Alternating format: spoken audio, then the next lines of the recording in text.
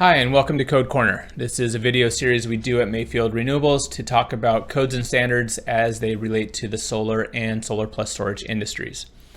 Today I'm going to talk some more about International Fire Code, so IFC, and we've been doing a number of videos on this topic recently, and today I'm going to get into size and separation for commercial installations, or really non-residential installations is maybe a more accurate way of putting it.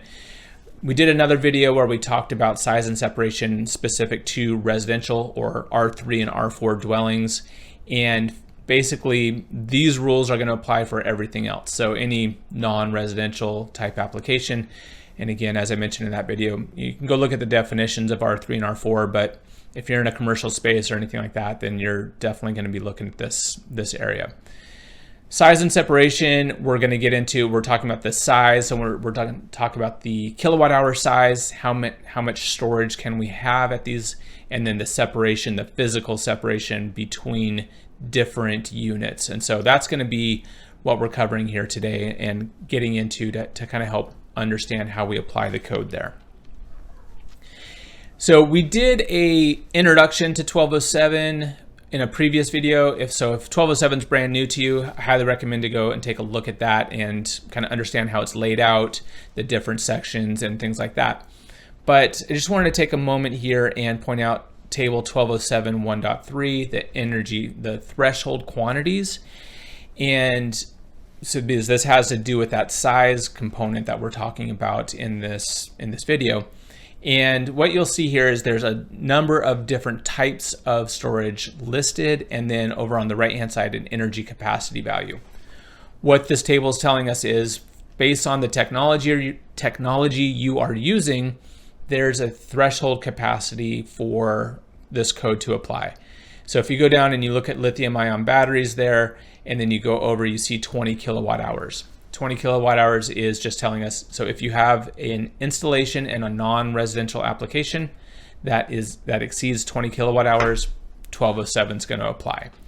Just a side note, the residential section, which is 1207.11, takes that threshold down all the way to 1 kilowatt hour. So in a residential application, if you're installing a single kilowatt hour of energy storage, then that applies.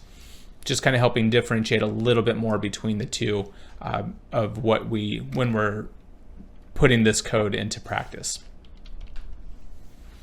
But let's focus in on electrochemical ESS protection. So that's the title of chapter of 1207.5. And you see here we have a number of subsections within there that get into some specifics on the protection of our ESS. In this video, I'm focusing in solely on the size and separation, and it's a topic that comes up a lot internally when we're talking to our clients, when we're engineering our systems. How do we size them, separate them, all that kind of stuff. And so there's a specific code section here that we're going to get into and kind of just walk through that 1207.5.1 in order to help put that into application for you. So here is that language. We'll go through it, kind of break it down and look at it, but if you want to take a moment and read the actual code language, hit pause on the video, come back with me.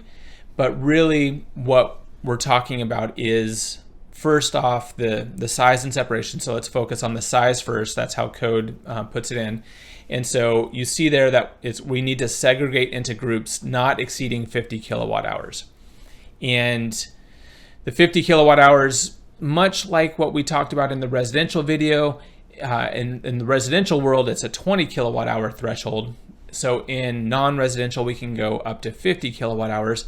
And that's, our group of modules, the BMS, whatever it is that the UL 9540 listed system is, that will be, kind of what we're looking at here. And we need to keep those in groups of 50 kilowatt hours or less. And so you're going to have modules inside of a container, inside of a rack. As long as that doesn't exceed 50 kilowatt hours, you're going to meet this charging language of code. We'll talk about exceptions here in a minute, but the charging language is 50 kilowatt hours. As we'll see, there are abilities to go greater than that, but that's where we start. That's our base unit of 50 kilowatt hours. And then it goes on to say each group shall be separated a minimum of 3 feet from other groups and from walls in a storage room or area. So as you can see here in this image, what we're showing is a couple 50 kilowatt hour groups of energy storage that are separated by 3 feet. And that would meet this section of code. This is, pretty straightforward in that sense, where if you were to have this installation, you were to have 2 different groups. Each one is let's say it's exactly 50 kilowatt hours, and you're separated by 3 feet. That meets the code requirement. And your AHJ would say, great, thank you very much, sized and spaced appropriately per code. I just do want to point out over there, we're showing a 10-foot separation from the building. We're going to have, we'll get into in future videos and future conversations, we'll talk about exterior installations in 1207.8, and that's a base requirement in 1207.8. So there's a whole video in of itself there, so we'll kind of leave it at that. But in order to meet the base requirement for 1207.8, which I encourage you to go take a look at, is you would need to be separated from that wall, that exposure as it's put in 1207.8 by 10 feet. There's also ways of minimizing that, but we'll save that for a different video and for a different day. So at this moment, 50 kilowatt hours, 3 feet, then you're meeting that charging language of code. As I mentioned, as almost always, it seems like there are exceptions for these rules for what we have. And what you see here is the 4th exception in 1207.5.1. The other 3 really don't apply to our lithium-ion batteries. They're lead acid focused. So we're just going to skip to exception number 4 in this case.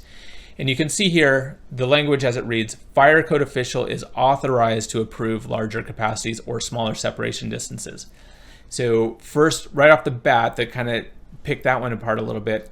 Fire code official is authorized to approve. Doesn't say they have to, doesn't say they're required to, it's that they're authorized. So if you have the data and you can put it in front of the fire code official, they are authorized to accept it, not compelled to. And then it goes on, it says, we can do this based on large-scale fire testing that complies with section 1207.1.5. So real quick side note before I jump into that topic, the reference is actually in the 2024 code is actually the wrong numbering. It should be 1207.1.7. Kind of just a minor typo. That was a leftover from the 2021 code where the large-scale fire test was. Nonetheless, it is referring to this large-scale fire test that is the UL 9540A testing, is the way it's worded in 1207.1.7. So we have a whole other video on that as well, on that specific section. So if you need more information on that or some further clarification, we're talking about that in a separate video. But nonetheless, what we have here is we have an exception saying if you have the data, so the large-scale fire test that was performed under 9540A, you have that data, and it shows that we are not going to have an issue if one unit goes into thermal runaway. If there's a fire condition that it's not going to propagate to another unit, then yeah, you can go ahead and reduce that spacing. Or yeah, you can go ahead and have more than 50 kilowatt hours inside that unit, or inside that group. Either way, you need to have that 9540A data. So we'll talk more about that again in a different video, but that's your exception, and that's how you can apply for that and get approval from your fire code official. All right, so I'm gonna stop there on size and separation. I do encourage you to take a look at our website. We have a number of online courses where we cover, National Electrical Code. We talk about NFPA 855, other codes and standards, other topics relating to the industry. So if there's classes you're looking for on any of these topics, take a look there, see if there's something we can help you with.